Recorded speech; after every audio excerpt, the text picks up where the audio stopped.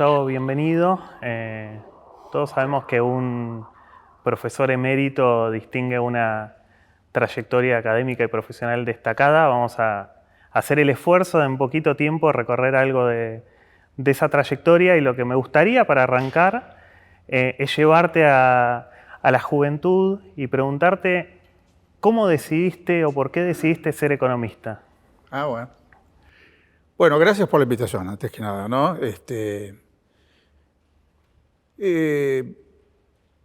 Yo, digamos, tenía un compañero de banco en el Carlos Pellegrini, donde hice la secundaria, que fue el que me convenció de estudiar economía. Con argumentos que me parecieron sólidos. Yo estaba más inclinado por la sociología, la antropología, carreras sociales de ese tipo. Y él me decía, yo no sé dónde sacó esa inspiración, era un tipo muy inteligente y muy leído, etcétera, ¿no? Y me dice, si quieres entender las sociedades, tenés que estudiar economía. Después puedes estudiar lo que quieras, completarlo con lo que quieras, pero es fundamental estudiar economía. Después me costó, durante la carrera, asociar ese comentario de mi amigo con lo que yo estaba estudiando, ¿no? Entonces, lo que pasó fue que yo me recibí de economista sin ninguna intención de serlo realmente. Y desde que empecé a trabajar, a mediados de mi carrera, dejé de trabajar. Yo daba clases de matemáticas y con eso más o menos me sostenía los estudios y la ayuda de mis padres. Pero por suerte conseguí un trabajo en el Ministerio de Hacienda y empecé a trabajar en temas de economía regional. Y ahí encontré temas asociados a mis intereses, porque ahí estaba más, ahí se me veía más la parte social. Y desde entonces siempre estuve gambeteando los temas financieros, que son los que menos me seducen del campo económico, y tratando de ver los aspectos sociales ahí donde estuvieran. Así que eso fue la manera en que empecé con la economía. Empecé tratando de huir de ella. Esa es la verdad. Y así he estado hasta ahora. Y también desde esos inicios, yo creo que has sido testigo y protagonista, progresivamente cada vez más protagonista, de distintos momentos de retornos democráticos, de reconstrucciones. Yo quiero a lo largo de esta entrevista pensar básicamente tres. Te remonto al primero, a ese Gustavo Lugones, recibiéndose de economista el año de la vuelta de Perón. Y sobre todo me pregunto, en estos años, después de estos años de gestión universitaria, ¿cómo fue a tus 27 años la llegada a la Universidad de Río Cuarto? Bueno, fue muy lindo eso. Una universidad nueva, ¿no? Era Con nueva, una impronta que sí. le daba Augusto Klappenbach. No tenía carrera de economía. Y lo que hicieron, bueno, fue una trayectoria parecida a la que tuvimos nosotros, en el sentido de que se nutrieron de equipos. No se llevaban gente individualmente, separada, sino que lo hacían bien, se llevaban grupos, que es la manera de trabajar, como hicimos acá. Entonces había grupos de Rosario, mucho, de La Plata, de Buenos Aires, de Córdoba. Yo fui con un grupo de Buenos Aires y a nosotros nos encargaron puntualmente armar la carrera de economía. Y ahí pude desarrollar esa vocación que comentaba hace un momento, porque lo que hicimos, bueno, por supuesto el grupo de pertenencia mío, teníamos esta idea en común, de que nos interesaba la economía como ciencia social. Y teníamos un antecedente que nos inspiró, que fue en la Universidad del Sur, en Bahía Blanca, había un grupo de economistas más grandes que nosotros, que habían creado una carrera que se llamaba Economía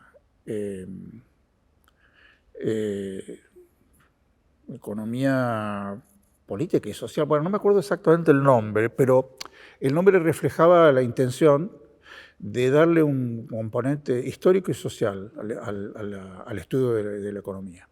Y armamos esa carrera en Río Cuarto con esa impronta. Entonces, y yo daba clases en Economía 1 y Economía 2. y empezábamos con Aristóteles y terminábamos con Kalecki. Y íbamos recorriendo, era casi un curso de historia del pensamiento económico, pero con mirada también a la economía aplicada. Y éramos jóvenes y bastante atrevidos, entonces también innovábamos en las técnicas educativas. Por ejemplo, armábamos obras de teatro en el aula. Que yo, cuando nos tocó ver la guerra de la Triple Alianza, siempre me acuerdo de esta anécdota por una de las alumnas, que era de una de las familias más poderosas de Río Cuarto, y que tenía toda esa impronta así de quien se siente importante. Y entonces repartimos los roles, bueno, que fulano hace este rol, mengano hace tal otro rol, y a cada uno le tocaba un papel. Y ella dijo, yo soy la reina de Inglaterra. Y claro, era obvio que iba a ser la reina de Inglaterra. Y agarró una silla y la puso arriba del escritorio y se puso ahí a presidir. Fue genial. Pero hacíamos ese tipo de cosas. Y yo fue una linda experiencia, salvo por cómo terminó, porque nos echaron mal. Se puso feo para los del sur y para los de Río Cuarto. En realidad nos hicieron un favor al echarnos porque la verdad que estábamos corriendo riesgos estando en Río Cuarto. A un compañero que después estuvo en la universidad, aquí en la UNCI, Luis Orsín, que era profesor allá en Río Cuarto, le pusieron una bomba a la casa. Simplemente porque él había sido sacerdote y bueno, había dejado los hábitos, se había casado y bueno, eso era inadmisible. Despertaba una reacción conservadora. Sí. Bueno, era muy riesgoso seguir ahí. Así que eso me obligó a volver a Buenos Aires, ¿no? ¿Y de ahí te fuiste a México inmediatamente? Sí, casi enseguida, porque había un grupo de chicos bastante jóvenes que eran ayudantes míos, y empezaron a meter los presos uno tras otro. Yo ya estaba en Buenos Aires de vuelta y me golpean la puerta y era una de ellas, una chica que había sido ayudante mía, y me dice a mi hermano, que también había sido ayudante mío, lo metieron preso. Y a Claudio, al marido de ella, lo vinieron a buscar y como no lo encontraron, se llevaron a su hermanita de 14 años, que salió a los 21 de la cárcel. Y bueno, yo ahí dije, esto me está tocando muy de cerca. Y después tenía un compañero de la UBA, que dábamos clases juntos, Pedro Scuch, que él se había quedado en Buenos Aires, ¿no? Y también se lo llevaron detenido, estuvo 10 días detenido, encapuchado, y por esas razones difíciles de explicar, cada uno tiene su explicación, yo tengo la mía, otros tienen otra, lo soltaron. Y lo de Pedro fue lo que me decidió. Y por eso mi interpretación de por qué lo soltaron es, bueno, lo soltaron para que vaya y le meta miedo a todo el mundo, que él conozca, de tal manera que nos saquemos de encima a esta gente y que se vayan. Porque efectivamente yo Así funciona el terror, ¿no? Me fui sin ningún problema, o sea, nadie me impidió irme. Bueno, todavía yo no tenía pasaporte, fui a pedir pasaporte para mí, para mi mujer, para mi hijo. Ningún problema. Entonces yo me fui convencido, a los pocos meses de estar en México, y decían, ¿para qué me vine si no había problema? Pero al mismo tiempo veía llegar más argentinos, y estaban los chilenos, y estaban los uruguayos, ¿no? Y después, Dani, efectivamente, fue una suerte que me haya ido, porque cuando hice alguna averiguación para volver, bueno, tomé contacto con una abogada del CELS y me dijo, tenés orden de captura, tenés una causa penal. A mí me parecía absurdo. Pero bueno, habíamos hecho, creo que un par de reuniones de docentes de la carrera o del departamento, porque era departamental Río Cuarto también. Entonces nos acusaron de asociación ilícita, que es una cosa penal, por haber tenido reuniones de docentes. Así funcionaba esto. Bueno, el hecho es que zafé gracias a que tomé la decisión. Y te recibe México, que en esa confluencia de exilios es también tiene una singularidad, ¿no? Ese exilio como lugar de formación, con el encuentro de otras nacionalidades, de distintas tradiciones, con todo lo que implicó también el gobierno de Echeverría proponiendo lecturas sobre el tercer mundo. ¿Cómo fue esa experiencia? Fue muy rica, Dani. En lo que tiene que ver con lo profesional, por ejemplo, bueno, también depende mucho de la experiencia que cada uno haya pasado en México. A mí me tocó vivirla desde el sector público, siempre fui funcionario, ¿no? Hubo otros amigos que hicieron una carrera más académica o de investigación y tuvieron experiencias diferentes. Porque, por ejemplo, yo al trabajar siempre en órganos de gobierno, trabajaba siempre con mexicanos.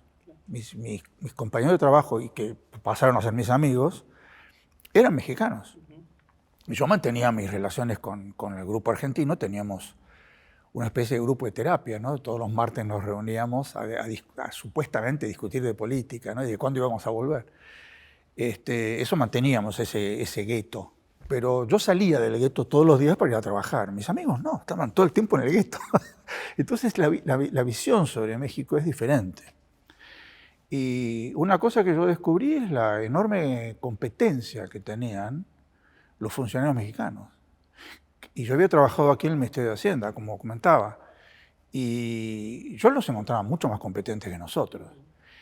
Y estas cosas de los prejuicios, que pueden funcionar a favor o en contra, ¿no? Los mexicanos me ofrecían toda clase de trabajo. Yo cambiaba de trabajo cada vez que quería y podía elegir el trabajo que quería. Porque como yo era argentino, se suponía que era mejor.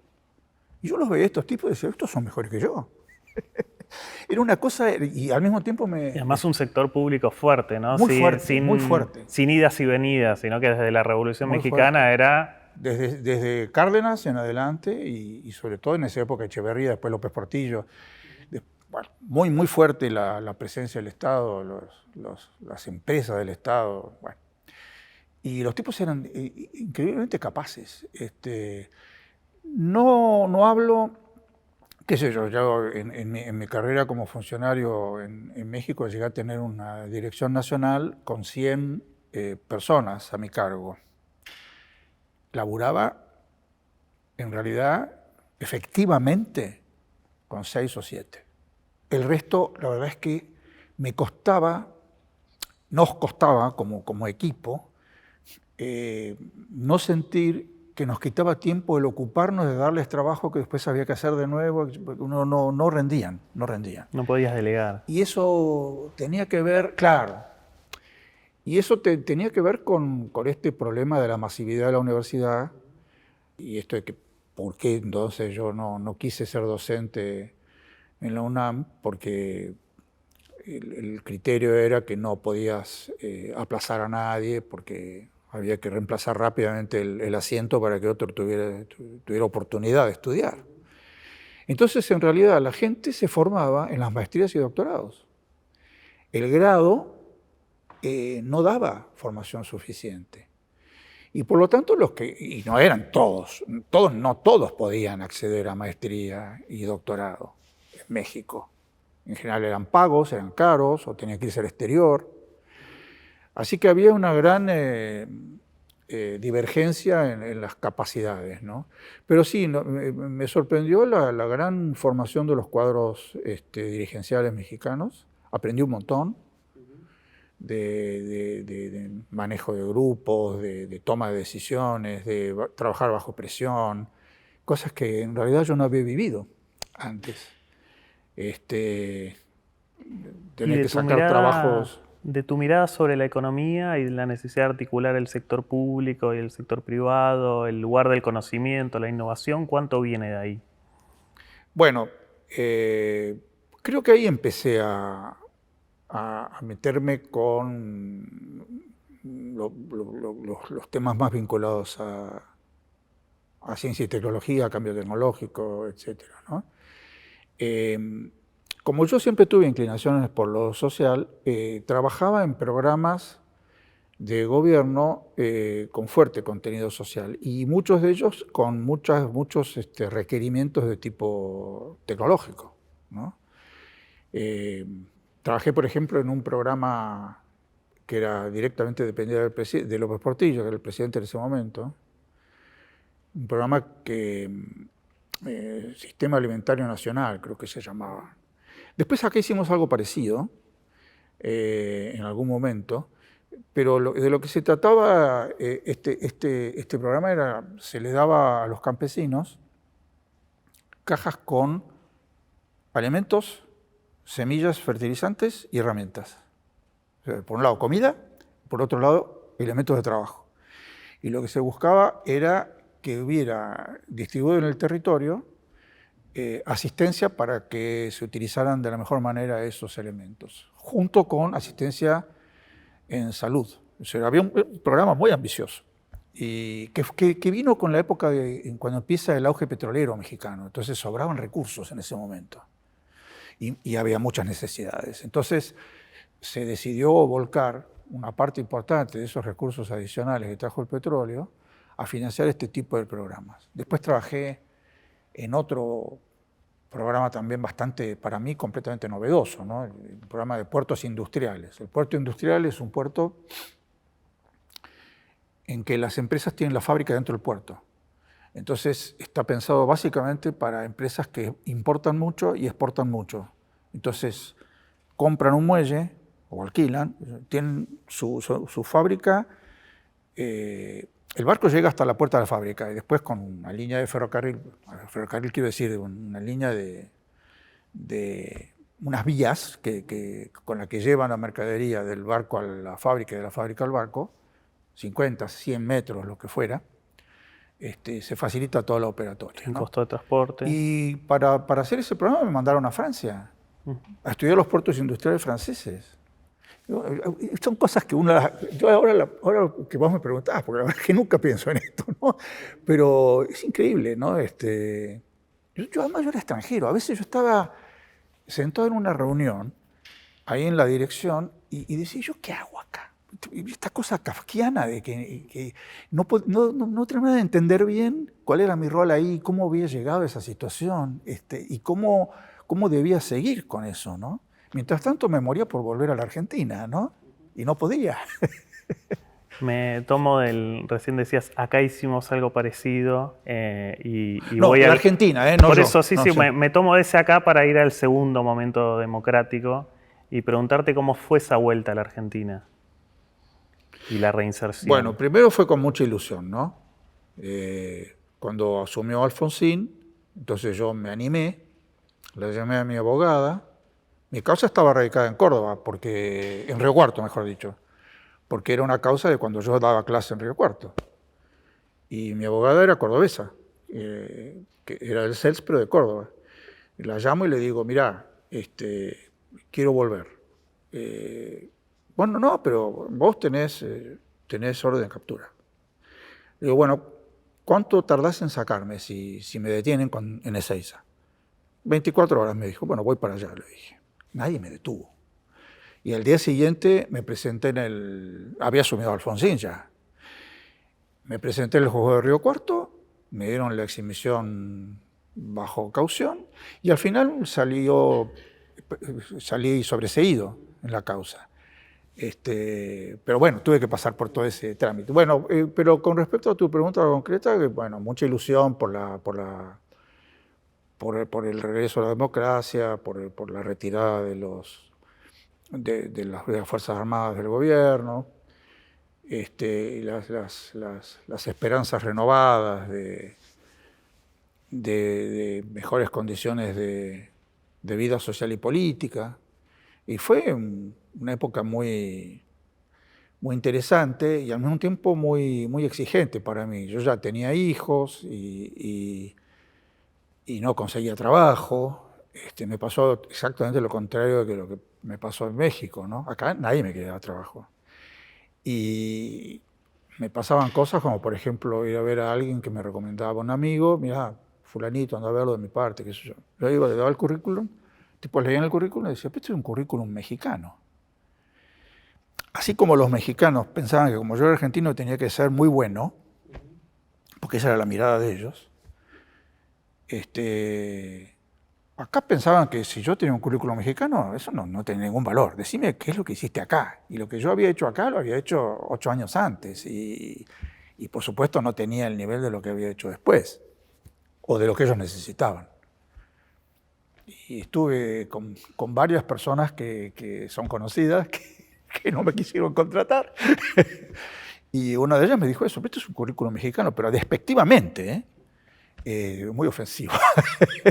y además que denotaba un fenómeno que quise de alguna manera reflejar hace un rato, porque yo pensaba así también antes de irme. O sea, ay, mexicano. ¿No? Yo me sorprendí del nivel de la administración pública mexicana, porque nosotros tenemos una mirada de superioridad sobre el resto de América Latina. Después también me tocó, cuando trabajé Y ahí te tocó entrar al Estado, un Estado que estaba deshecho. Sí, yo ahí tuve la suerte de trabajar en una fundación de estudios, después en un centro de investigaciones. Hice investigación, básicamente, cuando volví. O sea, si bien había hecho gestión en México todo el tiempo, como te digo, esa gestión nadie la valoraba, no valía nada. Así que como que tuve que empezar de nuevo. Y yo opté por la investigación, que siempre fue lo que me atrajo. La verdad es que yo hice gestión en México porque me tenía que ganar la vida. Y en cuanto pude, traté de hacer investigación y por suerte encontré un grupo de gente amiga. Primero, después otro. ¿Querés nombrar alguno? Mira, el más importante, sí, vale la pena que lo mencione, que fue con Daniel Chudnovsky, que lamentablemente ya falleció. Daniel dirigía un SEI, no el SEI nuestro, ¿no? Ni tampoco el SEI de Cancillería de ahora, pero que fue un poco el padre del SEI de Cancillería de ahora. Solo que era un centro de investigaciones en serio, digamos, ¿no? Con seminarios todas las semanas, de discusión de papers y producción científica, y gente muy, muy competente trabajando ahí. Financiado por Naciones Unidas, que había conseguido Daniel con sus contactos, esas cosas, conseguía Daniel.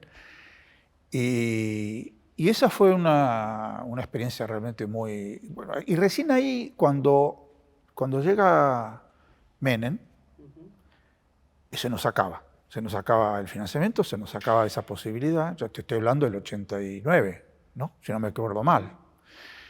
89, yo había vuelto en el 84. Hasta entonces no había trabajado en el sector público y ahí tuve que volver también, ahí por necesidad. O sea, Daniel Chudnovsky me consiguió una consultoría en el, creo que se llamaba Secretaría de Planificación, si no me acuerdo mal. Ahí estaba Juan Liach, de secretario, y Juan Carlos del Bello, de subse. Y fui a trabajar con Juanca, con otros amigos. Y estuvimos un año con Juanca laburando. Después Juan Carlos se fue a Educación, al SPU.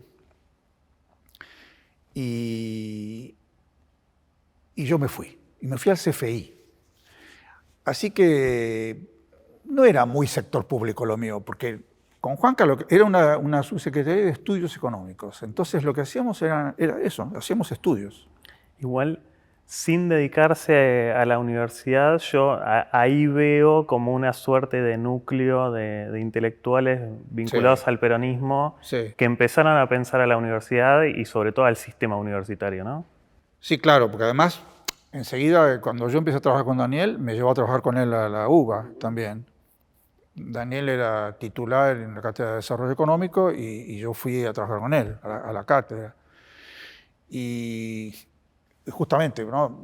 Desarrollo económico, vos decís, era la mejor materia que yo podía encontrar para mis expectativas. Y Daniel era un tipo formado en Sussex y que tenía un gran conocimiento del mundo científico-tecnológico y de la innovación y demás. Entonces él fue el que me introdujo en ese terreno.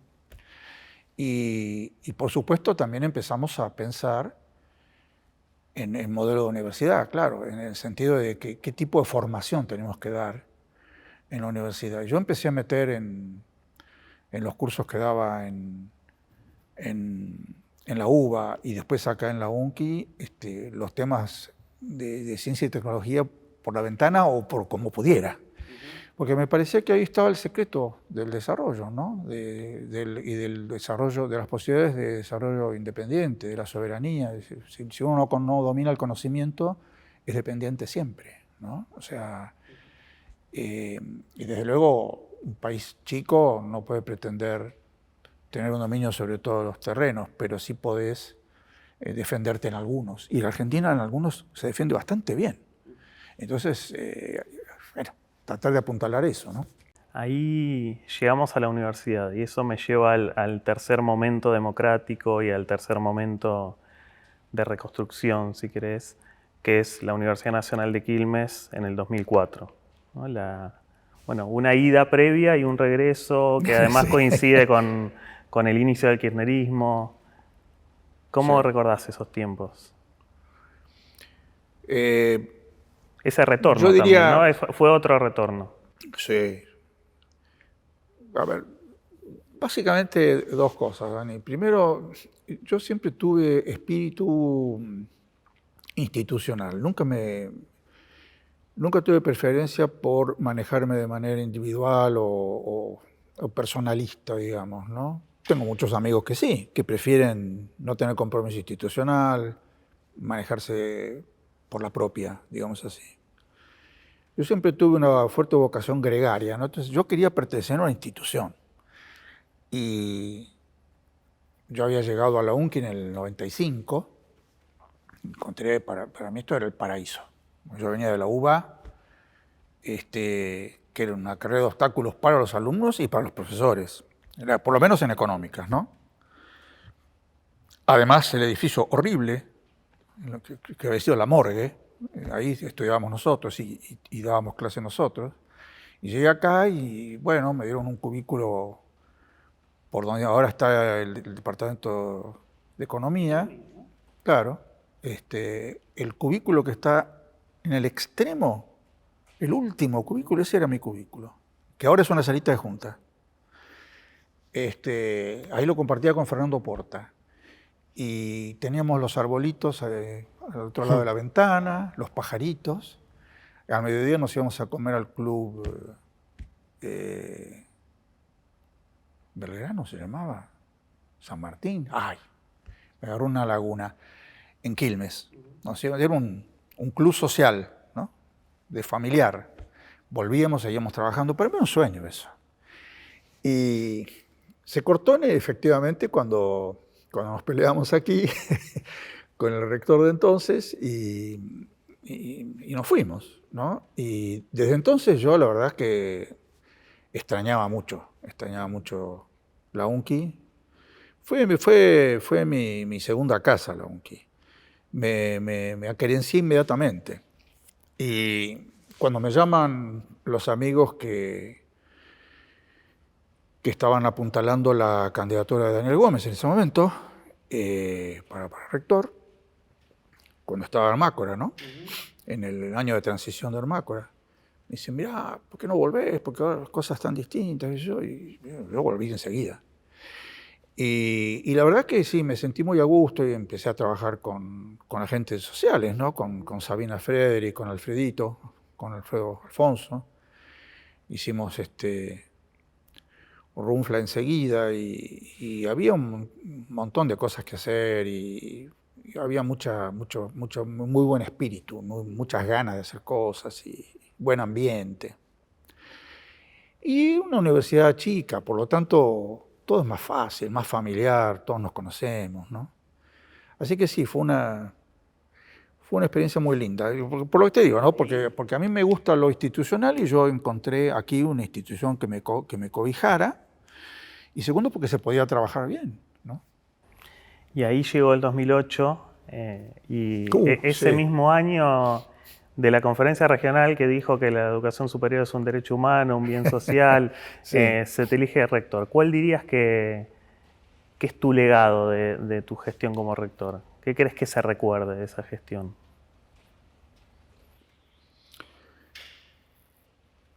Yo podría pensar en distintas facetas, ¿no? Porque la universidad es un mosaico muy amplio, tiene muchas facetas, ¿no? Yo me quedo con lo político, digamos así. O sea, Daniel había empezado un esfuerzo por